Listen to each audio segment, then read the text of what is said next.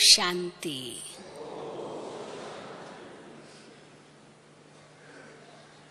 अभी अभी हम सब ने बड़ा मधुर गीत सुना।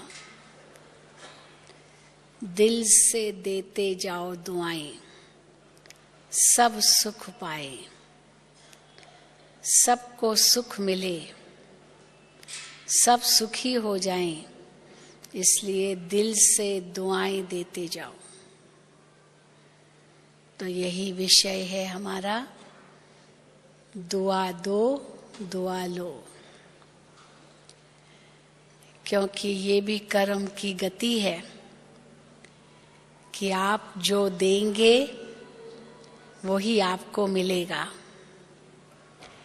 आप अगर दुआएं देंगे तो दुआएं मिलेगी, आप बद्दुआएं देंगे तो बद्दुआएं मिलेगी। जैसा बीज बोएंगे वैसा ही फल पाएंगे। ये कर्म की गति है। इसीलिए बहुत सुंदर कहावत है, आप अपने प्रति जो कुछ भी चाहते हो वो आप दूसरों को पहले दो। आप अपने प्रति क्या चाहते हो? दुख नहीं चाहते हो, बद्दुआ नहीं चाहते हो, लेकिन सुख चाहते हो और दुआएं चाहते हो। तो ये आपको पहले देना होगा, फिर आपको मिलेगा। अगर मनुष्य बीज में कांटे बोए और अपेक्षा रखे कि उसे फूल मिले, तो कैसे मिलेंगे? फूल चाहिए तो फूल का बीज बोना पड़ेगा, कांटे का नहीं। ये कर्म गति अति सत्य है, शाश्वत है, जिसको कोई टाल नहीं सकता। लेकिन कई बार हम दुनिया में जब नजर घुमाते हैं तो कुछ अलग सी बातें दिखाई देती है।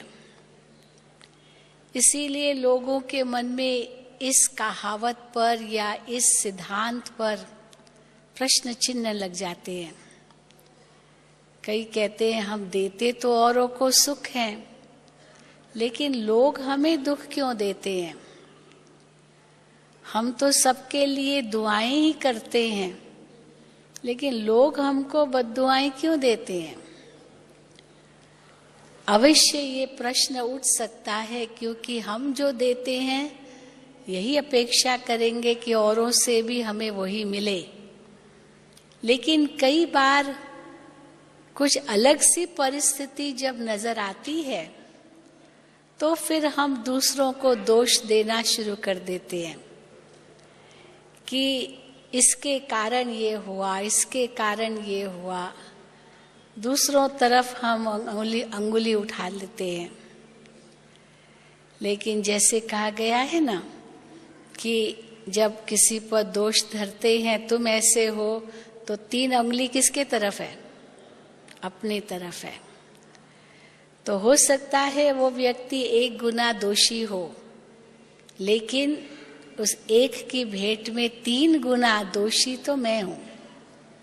पर हम अपनी कमियों को, कमजोरियों को कम देखते हैं और दूसरों की कमी कमजोरियों पर बहुत जल्दी नजर जाती है। कई कहते हैं कि हम तो दूसरों को सुख देते हैं, लेकिन हमें क्यों दुख मिलता है? कर्म की गति तो यही है, अगर सुख दोगे तो सुख ही मिलेगा। लेकिन अगर दुख मिलता है तो ये नहीं है कि उसने दिया और आपने लिया। अभी आपके ऊपर है कि आप न लो। कोई जबरदस्ती तो किसी को कुछ दे नहीं सकता है, जबरदस्ती तो किसी से कुछ कोई करा नहीं सकता है।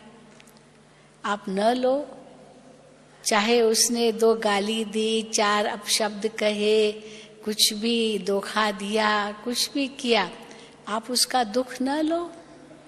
कोई जबरदस्ती तो उसने आपको दुख नहीं दिया, आप अपनी सोच को बदल दो। जैसे आज भी बाबा ने कहा कि हम चाहे कोई कैसी भी परिस्थिति हो, आज का वरदान था, परंतु अगर हम उसमें कल्याण की भावना सोचें तो हमें वो परिस्थिति नहीं नजर आएगी। वो हमारी स्वस्थिति के कारण वो परिस्थिति कोई दुख नहीं देगी,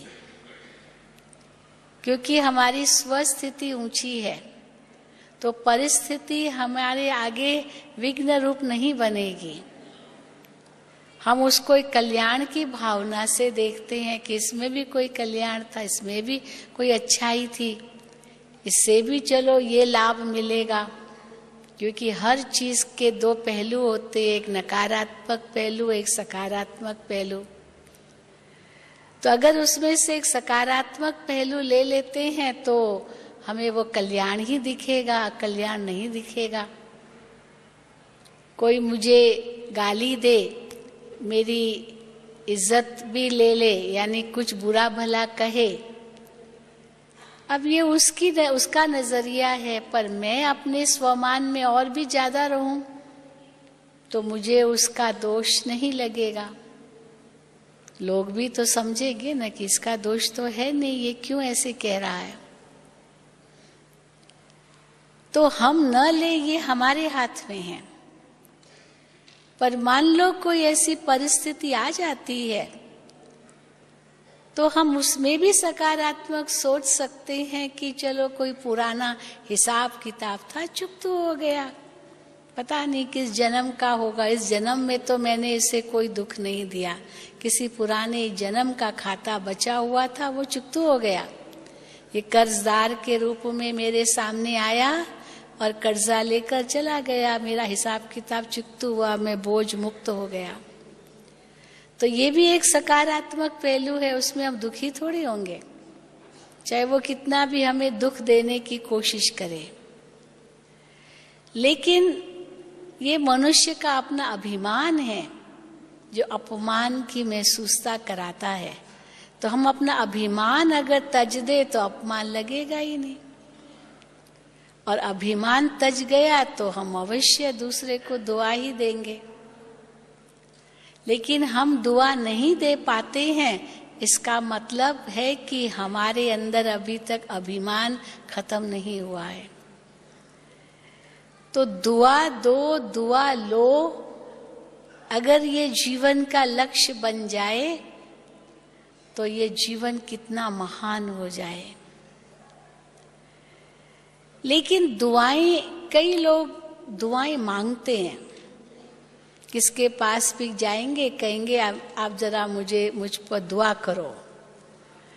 बड़ों के सामने जाएंगे तो कहेंगे मुझे आशीर्वाद दो।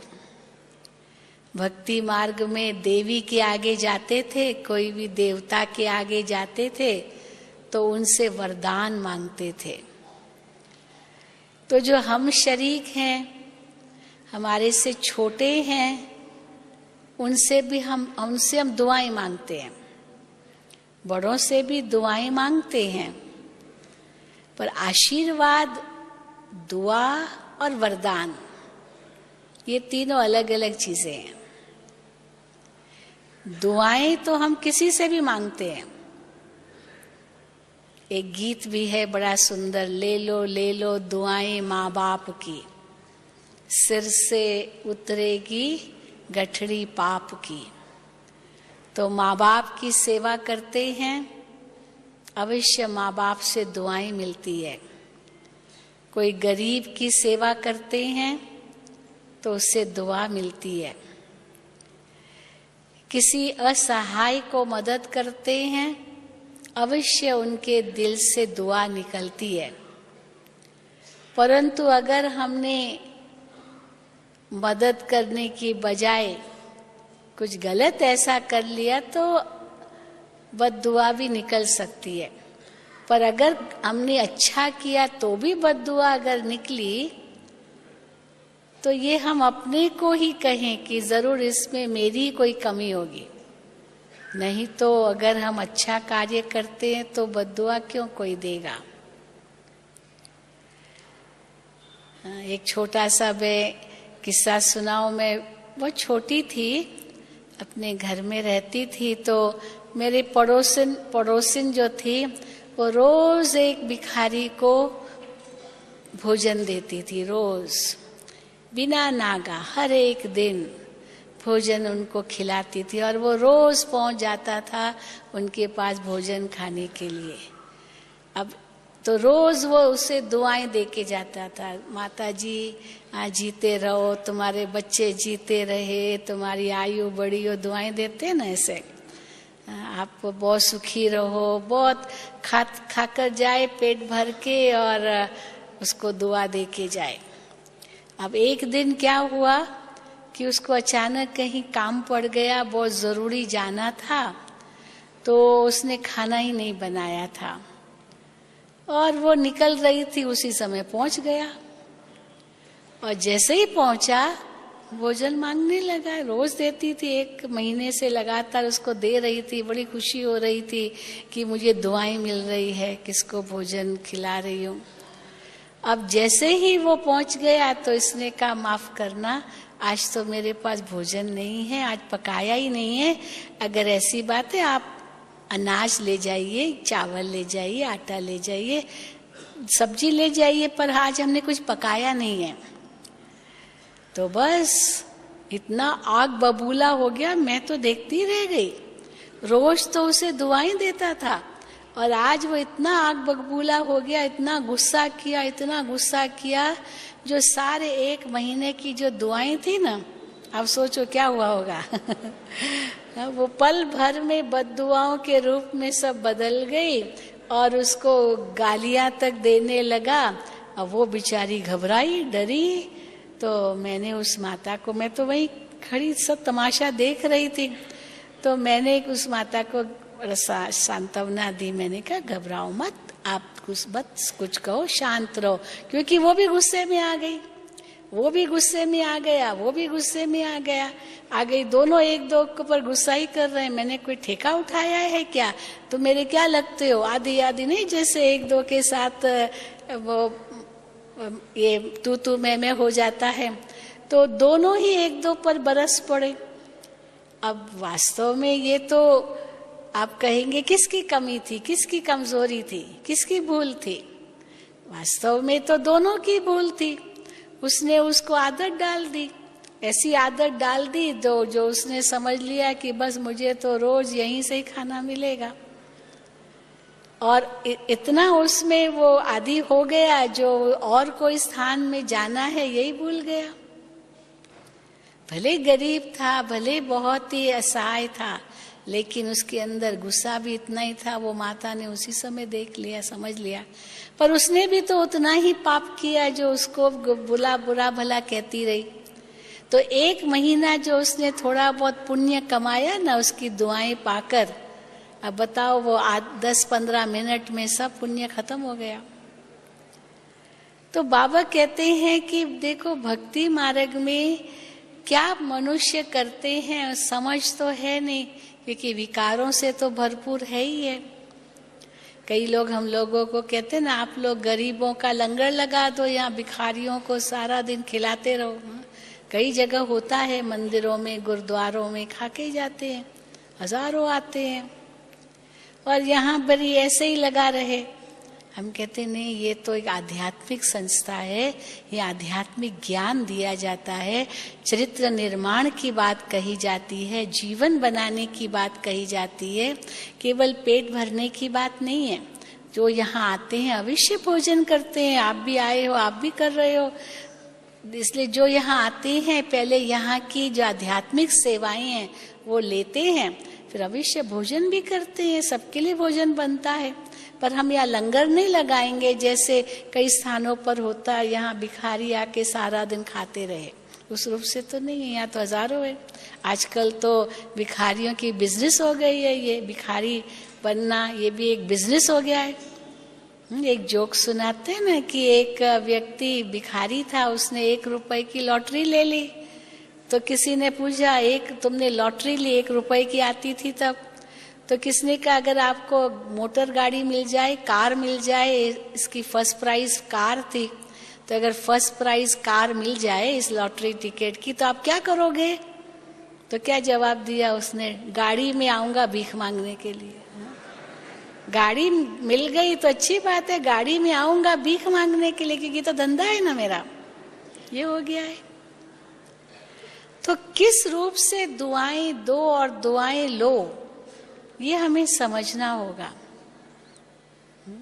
अवश्य पुण्य कर्म तब बनेगा जब दान करते हैं, तो दान का पुण्य बनता है।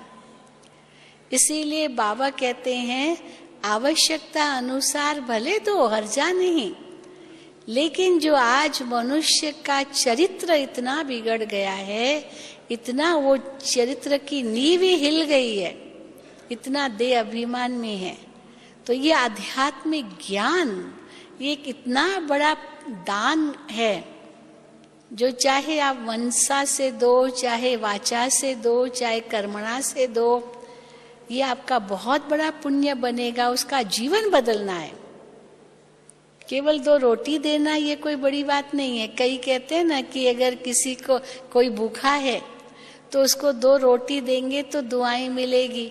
भूखा है, आपका ज्ञान कैसे सुनेगा? उसको तो पहले भोजन चाहिए। हम कहते भले 2 भोजन, मना थोड़ी है, परंतु केवल भोजन देकर ही पूरा नहीं करो अपना कर्तव्य, पर उसको साथ साथ वो आध्यात्मिक बातें भी सुनाओ, ताकि उसकी आत्मा की ज्योति जगे, उसको रियलाइज हो कि मुझे वास्तव में क्या करना चाहिए, मेरा जीवन कैसे सुधरे, मेरा जीवन कैसे सफल हो। इसलिए बाबा कहते हैं ये सेवा करो, जिससे आपको दुआएं मिलेगी। ये ज्ञान का बीज हर एक में डालो, फाउंडेशन है ये। कई कहते हैं हम ज्ञान तो दूसरों को सुनाते, लेकिन कोई समझते नहीं, कोई सुनते नहीं है। हम कहते हैं, बाबा कहते हैं कि आप बीज तो डालो ना, एक दिन जरूर इसका फल निकलेगा। कई ऐसे अपना अनुभव सुनाते, आपने मुझे 20 साल पहले ये कहा था, लेकिन उस समय मेरी आंख नहीं खुली, अब मुझे वो महसूस हो रहा है कि आपने जो कहा था ना वो सही कहा था। चलो 20 साल के बाद ही चलो अंकुर निकला, उस समय न निकला, पर निकला तो सही। तो दुआएं दो, दुआएं लो, पर कई समझते पहले हम दुआएं अपने लिए भी तो लेवे ना। हमारे पास ही शक्ति नहीं है तो हम दूसरों को दुआएं कैसे दे सकते हैं? तो कोई शक्तिशाली हो वो ही दुआ दे सकता है, ऐसी बात नहीं है, क्योंकि हर एक आत्मा तो है ही अपने असली स्वरूप में श्रेष्ठ ना। तो इसीलिए चाहे कोई नहीं समझ रहा है, वो भले अगर बद्दुआ देता भी है, लेकिन मुझे दुआ देनी है, माना मुझे कोई ऐसा कोई कर्म नहीं करना है जो मेरा पाप का खाता जमाओ। पहले ये एक बहुत बड़ा लक्ष्य होना चाहिए। किसने मुझ पर क्रोध किया और मैंने रिटर्न में क्रोध किया, क्योंकि उसने किया तो इसलिए किया, और उसने किया तो अपना पाप कर्म बनाया, मैं करूंगी तो मेरा बनेगा। उसने बद्दुआ दी तो उसका पाप कर्म बना, पर मैं बद्दुआ फिर क्यों साथ में दूं, मेरा भी तो बन जाएगा। इसलिए दुआ लेना और दुआ देना, इसकी एक बहुत सुंदर विधि है। कैसे देंगे दुआ? पहले तो हर एक आत्मा के प्रति हमारी भावना शुद्ध हो, बस ये बहुत जरूरी है। चाहे उसकी कितनी भी अशुद्ध भावना मेरे प्रति हो, चाहे मेरे बारे में वो कितना भी बुरा सोचता हो, अब उसके मन को तो हम रोक नहीं सकते, किसी को भी हम रोक नहीं सकते। आज मेरे लिए कोई अगर बुरा कहता है तो मैं जाकर के उनसे लड़ तो नहीं सकती हूँ कि तुम मेरे लिए ऐसे बुरा क्यों कहते हो। वो कहेगा कहूंगा, आप कौन होती हो बोलने वाले, आप हो ऐसे, आप हो तभी तो कहता हूँ, ऐसे ही हो सकता है ये कह दे मेरे लिए। तो मैं उसको ये नहीं कह सकती कि आप मेरे लिए ऐसे क्यों कहते हो, क्योंकि भारत देश फ्रीडम ऑफ स्पीच, आज प्रधानमंत्री के लिए भी कितना कहते हैं, किसी के लिए भी कुछ भी कह देंगे, किसका मुख आप बंद करोगे? तो इसलिए मुख बंद करने की बात नहीं है, लेकिन हमारा ऐसा व्यवहार हो जो किसके अंदर में मेरे प्रति कोई बुरा विचार आए ही नहीं। इसलिए बाबा ने बहुत सुंदर उसकी विधि बताई है। बाबा कहते हैं हर कर्म श्रीमत के अनुसार करो। अमृत वेले से रात्रि तक बाबा ने हमको हर एक बात की श्रीमत दी हुई है। अब हो सकता है जो श्रीमत हमें बाबा से मिली है वो हमारे कल्याण के लिए मिली है, परंतु क्योंकि कलयुगी दुनिया में जो देह अभिमानी मनुष्य है वो इसको कल्याण नहीं समझते हैं। अभी हम शुद्ध अन्न खाते हैं, बाबा की याद में पकाते हैं, बाबा की याद में भोजन करते हैं। अब कई कहेंगे हम क्या अछूत है, आप हमारे हाथ का नहीं खाते हो, हमारे हाथ का क्यों नहीं खाते हो, आदि आदि कई कह सकते हैं। लेकिन यहाँ हमको श्रीमत को महत्व देना है। वो कुछ भी कहे, भले कहे, हमने तो नहीं कहा कि आप अछूत हो, हमने तो कुछ नहीं कहा, लेकिन हमारा ये असूल है तो प्यार से भी कोई बात कह सकते हो। कोई कितना भी अपशब्द कहे, कोई कितना भी कुछ कहे, इसको बाबा कहते हैं दुआएं देते जाओ। हाँ, भगवान आपका भला करे, आपको सुमति देवे, आपको अच्छी मत मिले। हम तो आपको दे रहे हैं, आप उस अच्छी मत को मानो या न मानो। कई ऐसे भी आज की दुनिया में ये मानने लगे कि यहाँ वहाँ का खाना नहीं चाहिए, क्योंकि देख रहे हैं कितना उसमें क्या एडल्ट्रेशन है, उसमें मिलावट है, पता नहीं क्या क्या टेलीविजन में दिखाते हैं, कैसे सब नकली माल है, क्या क्या बनाते हैं, कैसे बनाते हैं, लोग उसको खाते हैं तो अपना ही स्वास्थ्य बिगाड़ते हैं। तो बाबा ने तो देखो हमको पहले से ही इनसे सावधान कर दिया है ताकि बच्चे और यहाँ वहाँ कुछ भी नहीं खाना है। आजकल तो पता नहीं क्या क्या जादू टोना भी करते हैं, कुछ खिला करके कुछ जादू भी कर लेते हैं, क्या नहीं आज गलत कर्म संसार में हो रहे हैं। तो बाबा ने हमें पहले से ही मुक्त कर दिया है। कोई कहेगा सिनेमा चलो, हम कहेंगे हम नहीं जाते सिनेमा, तो वो बद्दुआ दे सकता है पर हम उसको समझाते हैं कि ये सिन की माँ है, ये भगवान ने हमें ऐसे कहा है, इसलिए हमें जरूरत नहीं, हम सारा संसार ये सिनेमा ही तो है, वही तो देख रहे हैं, खेल ही तो है ये दुनिया, सब खेल में ही तो हम खेल रहे हैं, एक बेहद के नाटक में हम हैं। परंतु हम जो भी कहें वो इतना प्यार से कहें जो उसको लगे कि सचमुच इनकी बातों में कोई तथ्य है, तो वो कभी भी बुरा नहीं मानेगा, वो दुआ के रूप में ही लेगा। लेकिन अगर हमारे अंदर भावना अच्छी नहीं है, हमारे अंदर कोई बदले की भावना है या हमारे अंदर में घृणा है, नफरत है, तो ऑटोमेटिकली वो उसको दुआ कभी नहीं स्वीकार करेगा और वो भी दुआ नहीं करेगा। तो एक तो कभी दुआ मांगनी नहीं है, दुआ मांगी नहीं जाती है। मुझे दुआ करो, वो कहेगा मेहनत करो, दुआ क्या मांग रहे हो। अगर बच्चा लायक नहीं है तो माँ बाप कोई ऐसे ही थोड़ी दुआ करेंगे, लेकिन अगर बच्चा लायक है तो बच्चा मांगेगा भी नहीं तो भी माँ बाप दुआएं देंगे। लायक होना जरूरी है। और लायक कैसे होते हैं? जब गुण होते हैं हमारे जीवन में, शांति होती है, प्रेम होता है, खुशी होती है। तो बाबा हम बच्चों को हमारी दृष्टि का ही परिवर्तन करा लेते हैं। जब बाबा कहते हैं कि स्वराज्य अधिकारी बनो, स्वराज्य अधिकारी हम कैसे बनते? अपने इंद्रियों पर शासन है, अपने मन बुद्धि संस्कारों पर शासन है। ये शासन ही स्वराज्य अधिकारी बनाता है। हम दूसरे पर शासन नहीं कर सकते हैं, उनको आदेश भी नहीं दे सकते। आजकल तो छोटे बच्चों को भी कुछ नहीं कह सकते, वो परिस्थिति आ गई है, क्योंकि अंदर में सहन करने की किसमें ताकत ही नहीं है। किसी छोटे बच्चे को भी कहो बेटा ये ऐसे मत करो, वो कहेगा करूंगा, करूंगा, नहीं मानेगा। तो आजकल ये भाषा ही बदल गई है। बच्चे बेटा ऐसा मत करो ये कहना ही नहीं चाहिए। बेटा ये करने से क्या नुकसान होगा बस इतना बताओ, और ये करने से क्या फायदा होगा।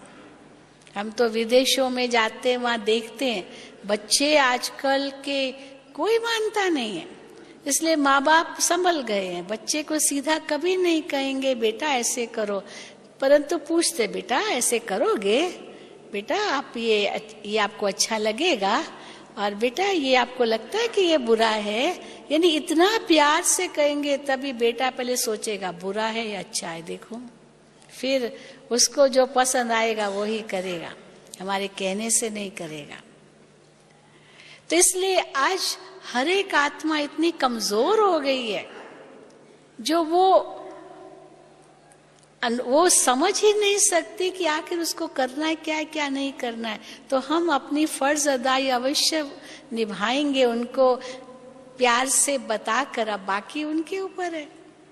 पर हम अधिकार नहीं रख सकते कि वो जैसे मैं कहूं वैसे ही करे, परंतु उसके लिए मुझे अपने आप को बदलना होगा, बहुत नम्रता धारण करनी पड़ेगी। अब सभी यहाँ प्रवृत्ति मार्ग वाले बैठे हैं, घरों में तो कई बातें आती होगी, कई परिस्थितियां आती होगी। तो कई बार बहनें कहती है, भाई भी कहते कि हमको ही झुकना है, बाबा भी मुरली में कहते, कई बच्चे कहते हमको ही झुकना है, हमको ही मरना है, हमको ही सीखना है। बाबा कहते हाँ हमको ही झुकना है, हमको ही मरना है। पर ये एक बार का मरना जन्म जन्म के लिए हमें हमको काल पर विजय प्राप्त करा के अमर बना देगा। ये एक बार का बस मरना, ये मरना नहीं है, ये झुकना नहीं है, ये जीवन को श्रेष्ठ बनाने का एक तरीका है। परंतु इसका आधार क्या होगा, जब हमारा लक्ष्य हमारे सामने बहुत स्पष्ट होगा कि हमको सबको दुआएं देनी है और सबसे दुआएं लेनी है, उसके लिए मुझे मरना झुकना पड़ेगा, हर जाने। क्योंकि यही समय है 63 जन्मों का सारा हिसाब किताब चुकतू करने का। इस संगम युग पर हमें सारा 84 जन्मों का खाता ठीक करना है, क्योंकि 63 जन्मों का पाप का खाता हमारे सिर पर है। तो इतना सारा जो 63 जन्मों का पाप का खाता सिर पर है, उसको चुकतू भी करना है। और फिर बाबा कहते हैं भविष्य 21 जन्मों के लिए कमाई जमा करनी है। तो 63 जन्मों का जो घाटा है उसको पूरा करना है और 21 जन्मों की कमाई करनी है। तो टोटल 84 जन्म हो गया। तो सारा 84 जन्मों के खाते को ठीक करना है। अब किसके सिर पर बहुत बड़ा कर्जा हो और उस कर्जे को भी उसको चुकतू करना है, और आगे के लिए इतनी कमाई करनी है जो जमा का खाता भी बहुत हो जाए। तो उसके लिए उसको कितना कमाना पड़ेगा, बहुत कमाई करनी पड़ेगी, तब उसका इतना कर्जा भी चुकतू होगा और आगे की कमाई भी जमा होगी। और बाबा कहते ये संगम पर तुम्हें करना है। तो कैसे हम ये सहज रूप से कर सकते हैं, सबकी दुआएं लेने से।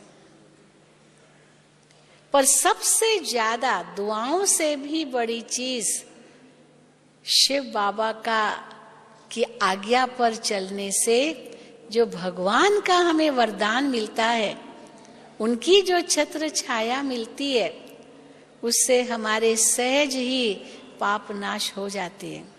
जो आज बाबा ने कहा, रोज बाबा कहते हैं बस मुझे याद करो, यही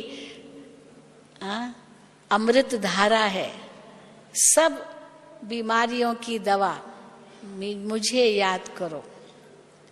तो बाबा की याद से जो भी मेरा कर्म होगा वो श्रेष्ठ कर्म होगा ही, वो कर्म दुआओं भरा होगा ही, क्योंकि मैं आत्मा भरपूर हूं। आज भी बाबा ने कहा कि आपको इतने माला माल हो, भगवान आपको मिला है और क्या चाहिए आपको? सब कुछ प्राप्त तो हो चुका है, चाबी मिल गई है, खान की खजाने की चाबी मिल गई है। ज्ञान गुण शक्तियों का इतना भरपूर खजाना बाबा ने हमें दे दिया है जो कहीं आंख डूबती ही नहीं है। जैसे कोई करोड़पति हो, मान लो, अगर उसका चलो 100-200 रुपया भी कहीं गुम हो जाए, चिड़ेगा, कोई बात नहीं, कोई बात नहीं। अब गरीब बेचारा होगा, उसका 200-500 गया तो बहुत बड़ी चीज होगी उसके लिए। तो अगर कुछ बातें होती भी है, हम उस रूप से सोचें कि जो पदम पति बनाने वाला स्वयं भगवान पद्मा पदम भाग्यशाली हमें बना रहा है, इतने भरपूर हम हो रहे हैं। ये छोटी छोटी बातों को तो हम डोंट केयर करते हुए, लेट गो करते हुए, छोड़ते हुए आगे बढ़ सकते हैं। लेकिन हम क्या करते हैं, उन छोटी बातों में फंस जाते हैं। जैसे रास्ते पर कोई पत्थर आ जाए, उस पत्थर को तोड़ने लग जाए कोई, अरे पत्थर आ जाए तो तुम तोड़ने क्यों लग जाते हो, अपना समय क्यों वेस्ट करते हो, आप हट जाओ, आपको तो आगे जाना है, वहां रुकना थोड़ी है। तो हम छोटी छोटी बातों में जो रुक जाते हैं, जिसके कारण ही फिर हमारा समय, श्वास, संकल्प शक्ति सब व्यर्थ चला जाता है। हवाई जहाज को हम देखते हैं कि कैसे अगर इतना बड़ा पहाड़ भी आ गया, उससे भी ऊंचा चला जाता है, ताकि पहाड़ भी उसके लिए विघ्न रूप नहीं बनता है। बादलों से भी ऊपर चला जाता है। कोई कितना भी बड़ा पहाड़ क्यों न हो, वो उसके आगे विघ्न नहीं बनेगा, क्योंकि उनसे ऊंचा चला जाता है। तो बाबा भी कहते जब भी कोई ऐसी बात आए ना, ये योग की शक्ति से हम सहज ही आत्म अभिमानी बन जाते हैं, देही अभिमानी बन जाते हैं और सहज उस परिस्थिति से ऊपर हो जाते हैं, न्यारे हो जाते हैं। एक मिसाल देते हैं ना कि कैसे एक बिल्ली किसी कबूतर के सामने आई। कबूतर दाना चुग रहा था, बड़ा मस्ती से दाना चुग रहा था, और सामने एक बिल्ली आई और जैसे ही बिल्ली को देखा डर गया, डर करके आंखें बंद कर दी। अब आंखें बंद कर दी तो बिल्ली ने उसको पकड़ लिया, बेचारा घबरा गया। लेकिन उस समय अगर वो दाने में जो उसकी बुद्धि थी, उसकी जगह बिल्ली को देख करके सावधान हो जाता और उड़ जाता, तो बिल्ली उसको कहाँ से पकड़ती? बिल्ली को तो पंख नहीं है जो उड़ करके उसको पकड़े हवा में। पंछी के पास तो पंख हैं। तो ये जो परिस्थितियां हमारे सामने आती है, ये बिल्ली की तरह आती है। माया बिल्ली है ना, ये परिस्थितियां भी माया बिल्ली की तरह है। पर उस समय हमें एक सेकंड में उड़ जाए माना मैं कौन हूं, मैं उस आत्मिक स्थिति में स्थित हो जाऊं। ये परिस्थितियां क्या है मेरे आगे, मैं किसकी संतान हूं। बस वो ऊंचा नशा चढ़ जाए और आत्मा जैसे मन बुद्धि से इस आकर्षण से या इस परिस्थिति से ऊपर उठ जाए, क्योंकि मेरा तो कुछ है ही नहीं। जब हम मेरा मेरा करते तब उसमें फंस जाते हैं। मेरा तो कुछ है ही नहीं। मेरा तो एक ही काम है, बस सबको दुआएं देना। फिर बाबा कहते तुम फरिश्ते हो, फरिश्तों का तो काम ही ये होता है दुआएं देना। फरिश्तों का पैर तो धरती पर पड़ता ही नहीं है, और देवताओं का भी पैर इस कलयुगी सृष्टि पर नहीं पड़ेगा। जब सतयुग बने तब देवताओं का पैर सृष्टि पर पड़े, और फरिश्तों का तो वैसे ही नहीं पड़ता है। तो मैं ब्राह्मण सो फरिश्ता सो देवता बनने वाला, मेरा पैर कैसे इस धरती पर पड़ेगा, मेरी नजर कैसे इस धरती पर जाएगी। सदा बाबा कहते डबल लाइट बन करके बाबा के साथ उड़ते रहो। तो दुआएं देना और लेने के लिए पहले तो बहुत हल्का बनना पड़ेगा। किसी भी बात को पकड़ करके नहीं रखना है। जैसे ही पकड़ के रखा या तेरा मेरा कहा, फंसे। और फंसे माना दुआओं के भागी कभी नहीं बन सकेंगे। छोड़ो तो छूटो। वैसे भी दुनिया में कहते हैं अकेले आए हैं अकेले जाना है, लेकिन उस समय हम भूल जाते हैं और उसमें फंस जाते हैं। इसलिए बाबा ने हम बच्चों को ये मध्य मार्ग सिखाया है। बाबा कहते हैं अपने को कभी भी गृहस्थी भी मत समझो, मैं गृहस्थी हूँ, मैं गृहस्थी हूँ, मैं इतने बच्चों वाली माँ हूँ, इतने बच्चों वाला पिता हूँ। नहीं, गृहस्थी नहीं हूँ मैं खुद ही बच्चा हूँ, बाबा का बच्चा हूँ। तो बच्चा थोड़ी गृहस्थी होता है। फिर मैं सन्यासी भी नहीं हूँ। कोई कह दे बस मुझे तो परिवार में रहना नहीं है, मुझे सब बच्चे नहीं चाहिए, गृहस्थ नहीं चाहिए, बस मैं तो सन्यासी बन जाऊं, बस अकेला रहूं, बस मुझे तो कुछ नहीं चाहिए ये संसार का, बस यहाँ आके मधुबन में बैठ जाऊं, बस सब झंझट छोड़ करके। बाबा कहते ये भी नहीं करना है, परिवार में भी रहना है। सन्यासी तो हम है नहीं। कई लोग समझते हैं कि हम सन्यासी हैं, हम कहते नहीं है, हम भी तो अपने परिवार में रहते हैं। अगर मधुबन में भी रहती है भी तो परिवार है ना। एक लौकिक परिवार में तो फिर भी सब अपने जैसे होते हैं, एक ही जाति होती है, एक ही भाषा होती है, एक ही कुल बना, वो ही परिवार है, एक ही परिवार के मेंबर्स हैं, ब्लड रिलेशनशिप है। यहाँ तो बेहद का परिवार है, कोई ब्लड रिलेशनशिप भी नहीं आपस में, कोई महाराष्ट्र का तो कोई पंजाब का तो कोई कर्नाटक का तो क्या, और सब मिल करके रहते तो और ही कितनी बातें हो सकती है। वहां तो फिर भी ब्लड रिलेशनशिप है, कुछ मोह ममता है तो मिल करके रह सकते हैं। यहाँ तो बिल्कुल ही वो रूप नहीं है। परंतु कैसे रहते हैं सब मिल करके एक बाबा के सहारे से। बाबा वो मैग्नेट है, जैसे एक मैग्नेट होता है ना, वो कई सुइयां बिखरी हुई पड़ी है और उन बिखरी हुई सुइयों को अगर उठाना है तो एक मैग्नेट, एक चुंबक रख दो, वो सारी सुइयां चुंबक के नजदीक आ जाएगी और एक एक सुई एक एक छोटा छोटा चुंबक बन जाएगी, दूसरी सुई को आकर्षित करेगी एक चुंबक के कारण। पर चुंबक को आप हटा दो तो क्या होगा, क्या होगा? सारी सुइयां गिर जाएगी। तो चुंबक वो सहारा है, तो हम सबका सहारा तो बाबा है ना। तो कैसे इस बेहद परिवार में हम रहते हैं, क्योंकि मेरा कुछ नहीं है। कई लोग कहते हैं आप लोग इतना प्यार प्रेम से कैसे रहते हो। हम कहते हैं दो बातें हैं यहाँ। एक बात तो ये है, पहली बात कि मेरा कुछ नहीं है, सब बाबा का है, इसलिए गृहस्थी भी नहीं है, सन्यासी भी नहीं है, सब कुछ है, कोई कमी भी नहीं है, पर ट्रस्ट ही है, बाबा का है, मेरा नहीं है। ये मेरा मेरा जो दुनिया में है उनसे हम परे हैं। यहाँ बाबा का है, बाबा, हाँ बाबा ही दे रहा है, बाबा खिला रहा है, बाबा पहना रहा है, बाबा दे रहा है। इसलिए ट्रस्टी होकर के हम रहते हैं। तो परिवार में भी बाबा कहते हैं ट्रस्टी होके रहो, यहाँ हम भी ट्रस्टी होके रहते हैं।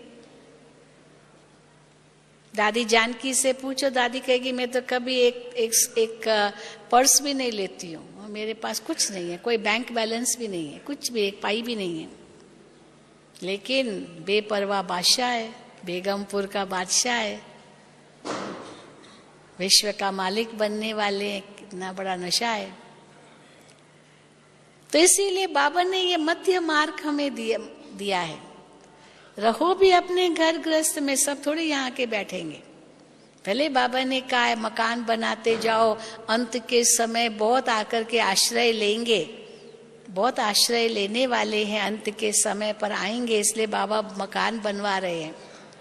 कई भाई बहने कहते, बाबा कहते विनाश होगा विनाश होगा, फिर ये मकान क्यों बनवा रहे हैं? विनाश हो जाएगा तो मकान क्यों बना रहे? तो बाबा कहते मकान बना रहे इसलिए ताकि अंत के समय आश्रय मिल सके एक बाबा की छत्र छाया के अंदर। क्योंकि धन भी तो खत्म हो जाना है, जो है वो भी खत्म होना है, मकान भी खत्म होने हैं, बस सब एक बाबा की छत्र छाया में है, एक साथ उड़े वतन में रहना थोड़ी है इस दुनिया में। पर अभी ट्रस्टी होके रहना है, चाहे कोई यहाँ रहे चाहे घर गृहस्थ में रहे। इसलिए ये मध्य मार्ग बाबा ने बहुत सुंदर दिया है। हर बात का बैलेंस, जब बैलेंस में हम रहते हैं तो ब्लेसिंग मिलती है, जो बाबा कहते हैं। तो दुआएं कब मिलेगी? जब बैलेंस में रहेंगे। कई बार क्या होता है, जोश में बहुत आ जाते हैं। जोश एक अच्छी चीज है, पर जोश के साथ होश भी होना चाहिए। होश का मतलब क्या है, आगे पीछे सोचना है, जरूर सोचना है इसका नतीजा क्या होगा। पर नतीजा ये भी नहीं सोचना है कि हाय मेरा क्या होगा, नहीं। भावना है विश्व का मुझे कल्याण करना है, मेरा अपना स्वार्थ नहीं है। उसके लिए बाबा क्या सोचेंगे ये पहले हमें सोचना होगा। बाबा क्या सोचेंगे, बाबा इस समय होते तो क्या करते। जब बाबा कहते हैं कि बाबा की कदम के पीछे कदम रखना माना 10 कदम ब्रह्मा बाप के बताते, तो इस समय अगर बाबा मेरी जगह होता तो बाबा क्या करता। बाबा ने छोड़ा थोड़ी अपने परिवार को, कभी नहीं छोड़ा।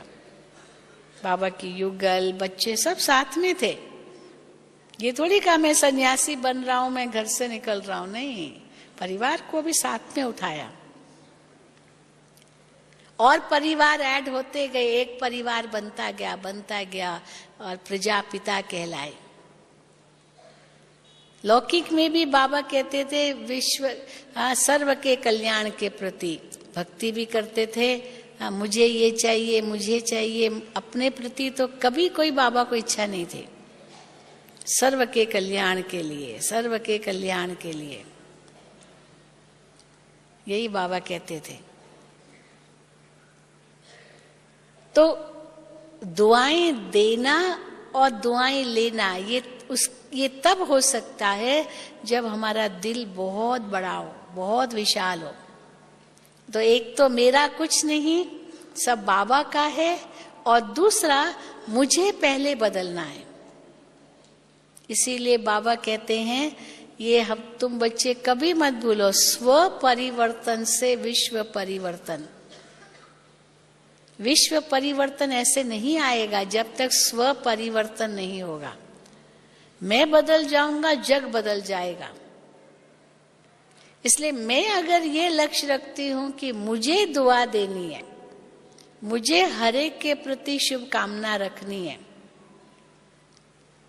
मेरे मन में किसी के प्रति भी कोई बुरा संकल्प न आए, ये पहले अपने अंदर भरना है। हम दूसरों से अपेक्षा न करें कि वो मेरे लिए बुरा न सोचे। पहले मैं अपने आप को देखूं, मैं कितना दूसरे के लिए बुरा सोचती हूँ या सोचता हूँ। अगर मैं ही अपने आप को बदल नहीं सकती हूँ, मेरे अंदर में जो बुरी सोच है वो नहीं बदल सकती हूँ, तो हम कैसे अपेक्षा रखते कि वो बदले। अगर उसकी सोच को बदलना है तो पहले मैं अपनी सोच को तो बदलूं।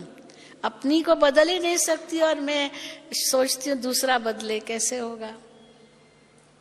मैं अंदर में श्रेष्ठ संकल्प करूं, ऑटोमेटिकली वो मेरे संकल्प उनको पहुंचेंगे और वो भी वैसा ही संकल्प करने लगेगा जैसे मेरे संकल्प हैं।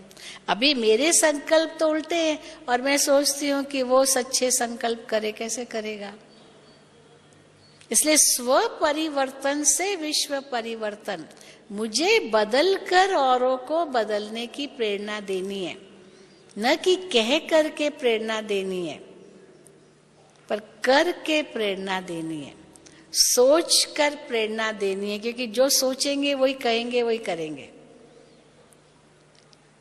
तो दुआएं माना अपने अंदर से पहले तो ये सोचो कभी भी बद्दुआ किसके लिए न निकले, कोई कैसा भी बुरा हो।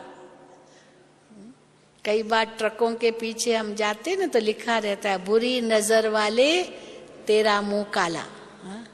पर एक जगह हमने पढ़ा बुरी नजर वाले तेरा भी हो भला।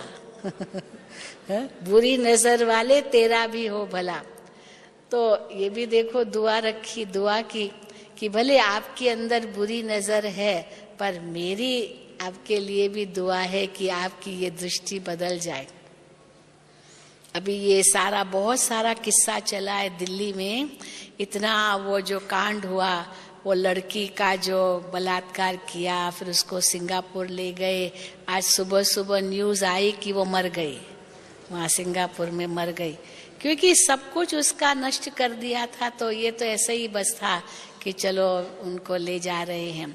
तो अभी मान लो तो कितना विरोध हुआ दिल्ली के अंदर, तो राष्ट्रपति जो भारत का है उसका जो बेटा है उसने प्रेस में कहा कि अगर लड़कियां अपने आप की रक्षा करे, अपनी अपनी चलन को सुधारे, लड़कियां अगर ठीक वस्त्र पहने और अपने माना स्वयं संभाल रखे, तो पुरुषों को क्या पड़ी है जो लड़कियों के पीछे जाएंगे।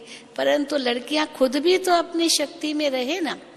अगर मानो सभ्य रहे, लड़कियां ही नहीं है तो वो तो और ही आकर्षित करे। तो उसने क्या कह दिया, एक शब्द कह दिया कि इतना फैशन करती है लड़कियां, इतना सब करती है, तो लड़कों को क्यों दोष दे रही है।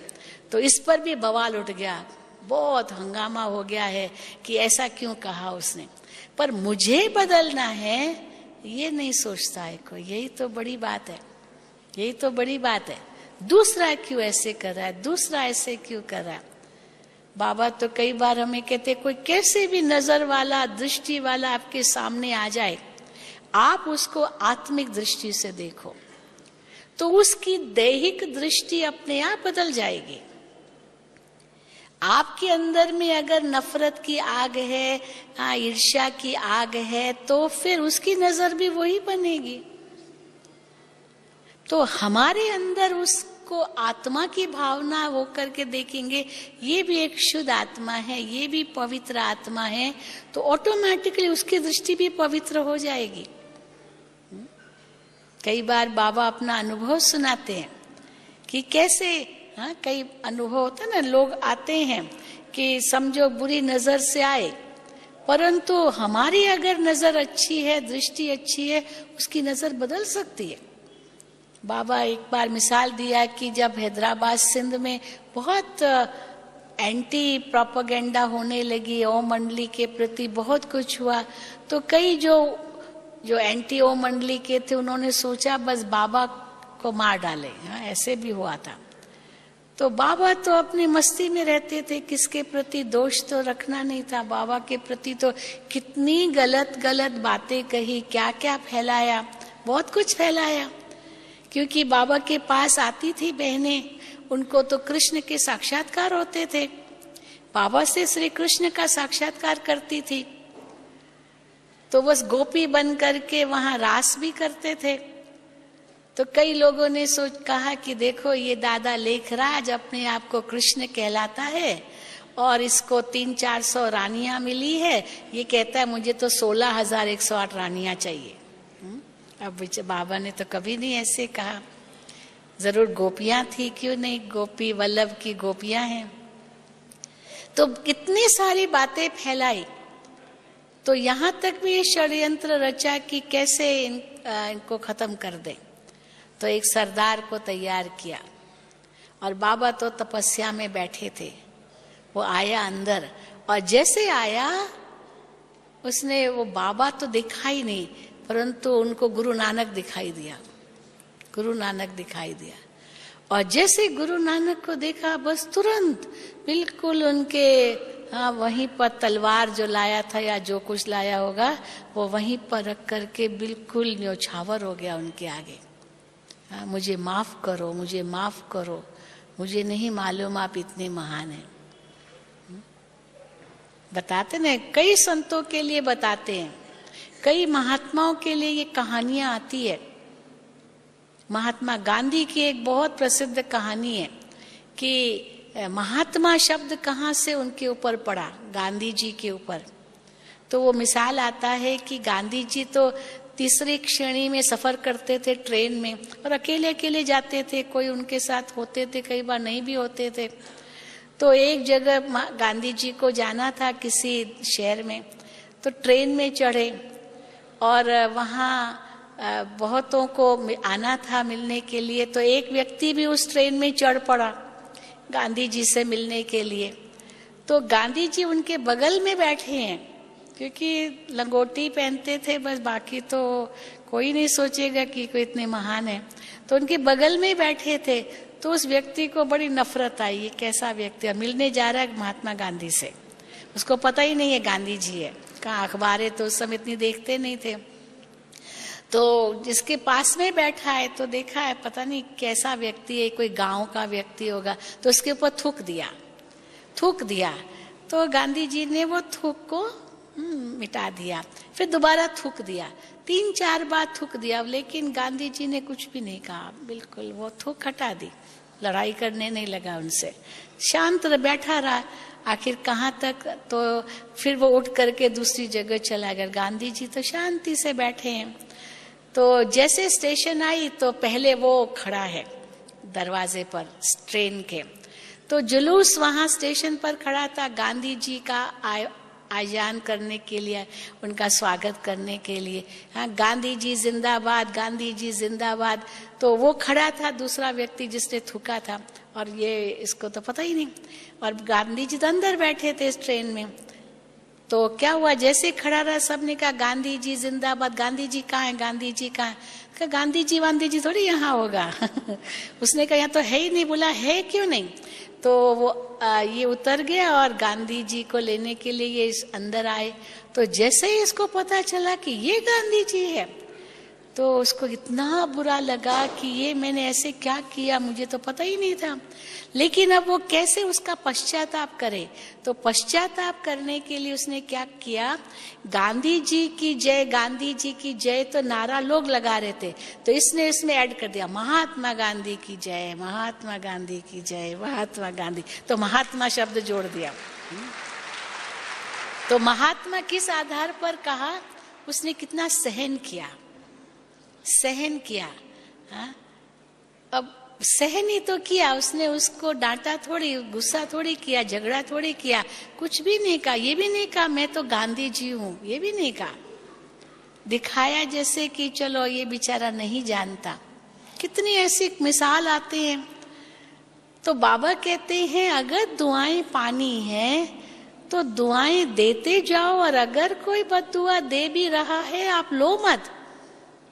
महात्मा गांधी के साथ कईयों की, महात्मा बुद्ध की भी कहानी है। महात्मा बुद्ध के आगे कितनी बातें आई। इसी गांव में जा रहा था तो लोगों ने उनको रोका, वहां मत जाओ, वहां जो लोग हैं ना वो आपको बहुत बुरा मानेंगे, गाली देंगे, आप वहां मत जाओ। उसने कहा क्यों नहीं जाऊंगा। तो वो गया। तो जैसे ही उस गांव में पहुंचा तो वहां एक व्यक्ति ने उसको खूब गालियां दी, आधे घंटे तक गालियां देता रहा। लेकिन महात्मा बुद्ध ने बिल्कुल कुछ नहीं कहा, शांत रहे। तो आधे घंटे तक वो बोलता गया, आखिर कहाँ तक बोलेगा। फिर महात्मा बुद्ध ने बड़ी शांत मुद्रा में उस व्यक्ति को कहा, देखो भाई, अगर कोई व्यक्ति किसी को कुछ दे रहा है, पर जिसको दे रहा है वो व्यक्ति लेता ही नहीं है, तो वो चीज किसके पास रही। तो और भी उसको गुस्सा आ गया, और कहेगा ये कोई पूछने की बात है, जरूर उसके पास रही जो दे रहा है। तो कहा आपने भी जो मुझे आधे घंटे तक देने की कोशिश की ना, मैंने आपसे कुछ नहीं लिया। बस वो व्यक्ति इतना शर्मिंदा हो गया, उसी वक्त उसके पांव पड़ा और कहा मुझे माफ कर दो, मुझे नहीं मालूम था कि आप इतने महान हैं। तो बाबा कहते हैं कि तुम बच्चों को भी इतना ही महान बनना है, इतना ही श्रेष्ठ बनना है। जो कोई कैसा भी व्यवहार करे, आपको कैसा व्यवहार करना है, तभी आप अपनी दुआएं दे सकते हो। और एक न एक दिन भले वो कैसा भी है, वो आपको जरूर दुआएं देगा, वो पश्चाताप करेगा और उसके कारण वो बदल जाएगा। ये भी जरूरी है, ये भी होगा।